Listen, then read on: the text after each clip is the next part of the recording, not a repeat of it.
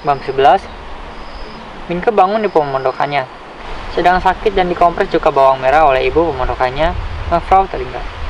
Ternyata Minke kedatangan tamu sebelumnya, seorang muda pribumi. Minke berangkat keluar kamar, mandi, dan pergi ke rumah Jan Marais. Sampainya di sana, Minke langsung bercerita tentang kejadian di Wonokromo, bahwa ada orang yang ingin mencelakakan dirinya dan senantiasa memata-matai. Jan merasa bahwa Minke sudah terlibat terlalu dalam di kehidupan Nyai-Nyai, dan hal tersebut berisiko tinggi, sehingga Minke menjadi tidak senang. Minke menyangkal rendahnya status sosial kehidupan di Wonokromo dan menjelaskan bahwa Nyai untuk seorang wanita pribumi terpelajar. Jan malah merasa kegelisahan Minke dikarenakan perbuatan buruknya sendiri, walaupun dia sebenarnya tidak melakukan hal yang tidak etis. Minke langsung merasa semua orang seperti menduga hal-hal buruk pada dirinya, karena ia tinggal di rumah seorang Nyai. Minke pulang, menggandeng Nyai Marais. Minke duduk di bangku panjang. Minke mengamati si gendut duduk di bawah pohon, samping penjual rujak. Minke memanggil Jan, dan kebetulan Tuan Telinga langsung datang mendekati mereka. Setelah situasi ini dijelaskan oleh Minke, Tuan Telinga mendekati dan menginterogasi si gendut. Karena dijawab dengan tenang dan si gendut sangat pandai mengendalikan situasi, Tuan Telinga naik darah lalu melayangkan pukulan-pukulan yang ditangkis dengan lihai oleh si gendut. Kemudian si gendut lari ke gang sempit dan tidak kelihatan lagi. Lambat laun Minke semakin yakin si gendut adalah orang utusan Robert Mellema. Ia langsung masuk ke pemondokan dan mengunci pintu. Berhari-hari Minke masih sakit, sehingga tidak masuk ke sekolah. Ia berniat kembali ke kehidupannya semula dan berpikir untuk memutuskan kontak dengan keluarga Mellema di Wonokromo. Ia membandingkan problematika kehidupannya dengan Multatuli dan Van Eisenga yang mengalami banyak masalah dikarenakan perjuangan sesuatu yang mereka percaya secara pribadi, kebebasan bagi bangsa Hindia.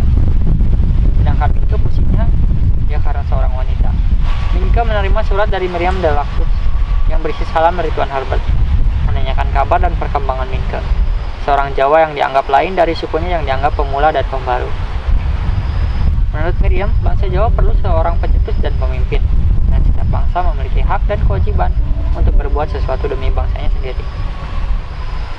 Bangsa Hindia, menurut Herbert Delacruz, terus saja berjuang demi kehormatan walau tidak akan menang melawan penjajah. Malah semakin lama semakin lemah dan kecil. Tapi para pembesarnya malah menjual bangsanya ke company.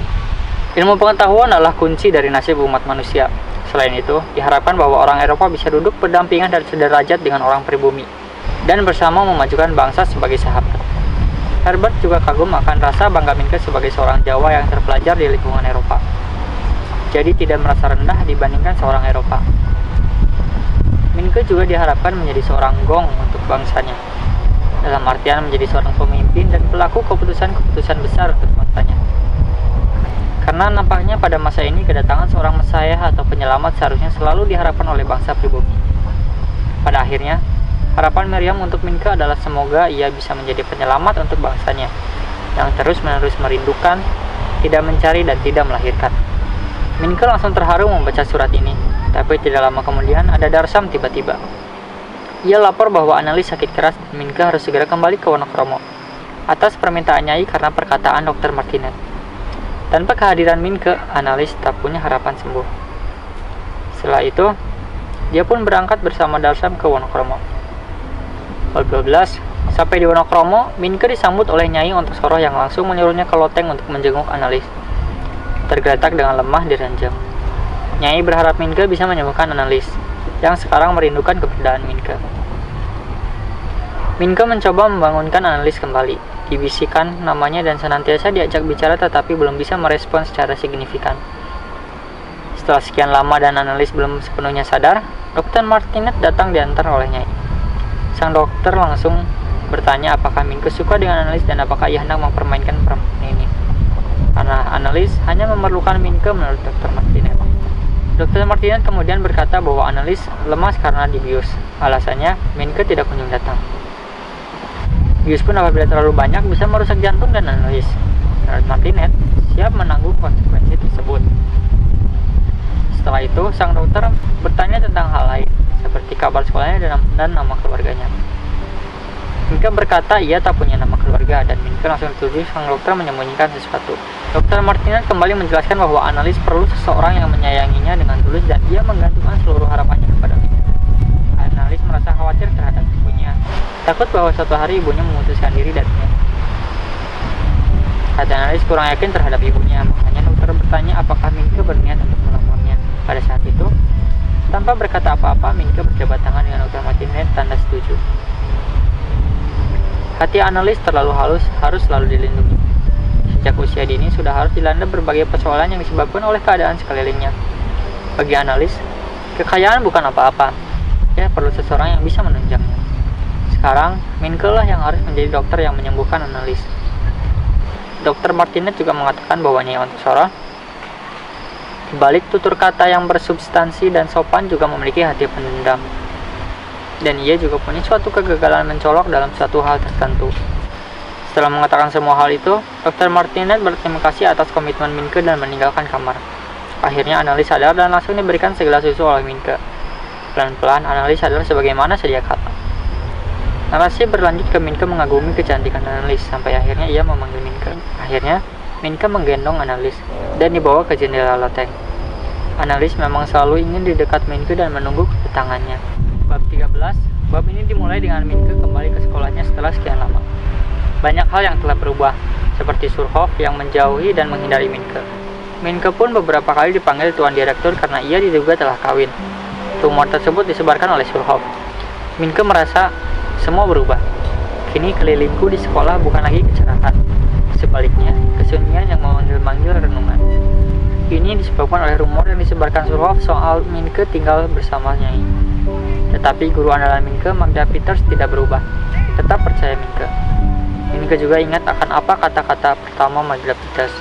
Kalian boleh maju dalam pelajaran, mungkin mencapai deretan gelar kesarjanaan apa saja, tapi tanpa mencintai sastra, kalian tinggal hewan yang pandai.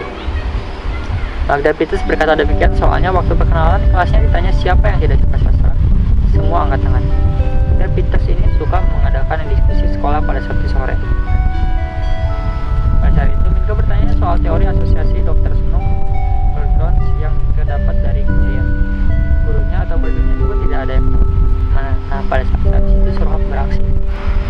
Magda Peters membahas tentang dari kehidupan indah seorang wanita petani cantik karya Max Toleran. Surhoff langsung menyindir kalau karangan tersebut tidak layak untuk dibahas, dia anggap mengotori saja. Surhoff dendam terhadap Minke dan mengekspos identitas Minke sebagai Max Toleran. Surhoff cemburu akan Minke karena analis jatuh hati terhadap Minke, bukan Surhoff. Minke pun mengaku saat ditanya oleh Magda Peters kalau dialah yang menulis di koran itu dengan nama pena Max Toleran. Minke pun dibawa menghadap ke direktur sekolah. Sesampai di ruangan, Magda Peters pun bangga akan Minke karena ia dapat menulis dalam bahasa yang bukan bahasa ibunya tanpa salah. Magda Peters pun sangat terharu karena Minke lah muridnya yang sukses. Setelah waktu berlalu, sekarang di Wonokromo, Minke sedang membaca surat dari Miriam yang menceritakan tentang Mart Wongs. Ia bernama asli Mardi Wongso, keturunan pribumi Jawa dan Bugis Makassar, Madura yang dibuang ke Afrika Selatan. Pada surat tersebut, rumah Mart Wongs didatangi oleh Komandan Melema. Tapi Mart Wongs menolak. Ia pun menyindir bahwa di Jawa, hak pribumi dirampas, namun di Afrika, para Belanda itu mengemis untuk meminta perlindungan. Mart Wongs pun akhirnya ditangkap menjadi tawanan perang ke Inggris. Kemungkinan besar mati di tahanan. Miriam ingin mengutarakan kalau bangsa Jawa lebih beruntung karena ada orang yang berbicara untuk bangsa Jawa, tidak untuk bangsa Afrika Selatan. Setelah mendapat surat tersebut, Minke mengunjungi Jan Marais untuk menanyakan soal Afrika Selatan tersebut. Minke pun bercakap dengan Jan Marais dan Tuan Talingga. Menurut Tuan Talingga, perang selamanya adu kekuatan dan muslihat untuk keluar sebagai pemenang. Tetapi menurut Jan Marais, tak pernah ada perang untuk perang, seperti contohnya perang Aceh. Perang bukan soal menang atau kalah, hidup atau mati. Perang bukanlah tujuan, tetapi alat atau instrumen untuk mencapai hal yang lebih berharga, yaitu kepentingan mempertahankan tanah air. Kepentingan membela harga diri, ataupun kepentingan penguasaan modal atau sumber daya alam. Setelah mengunjungi mereka, Minke mengunjungi Magda Peters untuk menanyakan soal Afrika Selatan tersebut. Magda Peters malah akhirnya bertanya tentang Nyai, dan mengapa Minke setuju untuk tinggal bersamanya walaupun adanya stigma negatif tentang kehidupan dan status sosial kalangan Nyai. Untuk menjawab itu, Minke mengundang gurunya ke Wonokromo untuk bertemu Nyai Ontosoro. Sesampai di Wonokromo, Magda Peters melihat analis. Ia langsung tahu kalau dialah tokoh dalam karangan Minke. Saat bertemu Nyai, Magda Peters memanggilnya Mevrouw. Tetapi Nyai tidak setuju dan ingin dipanggil Nyai karena bukan hak dia untuk dipanggil Mevrouw seperti totok Eropa. Nyai hanya dibeli sebagai gundik oleh Horman Melema untuk menjadikan induk bagi anak-anaknya. Magda Peters pun terdiam. Minke pun memanggil analis untuk bertemu dengan gurunya, tapi tidak mau karena analis cemburu dengan Magda Peters. Magda Peters pun melihat perpustakaan dan buku-buku yang dibaca olehnya. Dalam perjalanan pulang, Magda Peters pun menilai kawannya itu seorang yang luar biasa, seorang pribumi yang terpelajar dan mempunyai sikap, tetapi masih menyimpan dendam. Magda Peters juga sangat kagum karena Nyai adalah seorang otodidak yang sukses memimpin perusahaan dengan lancar.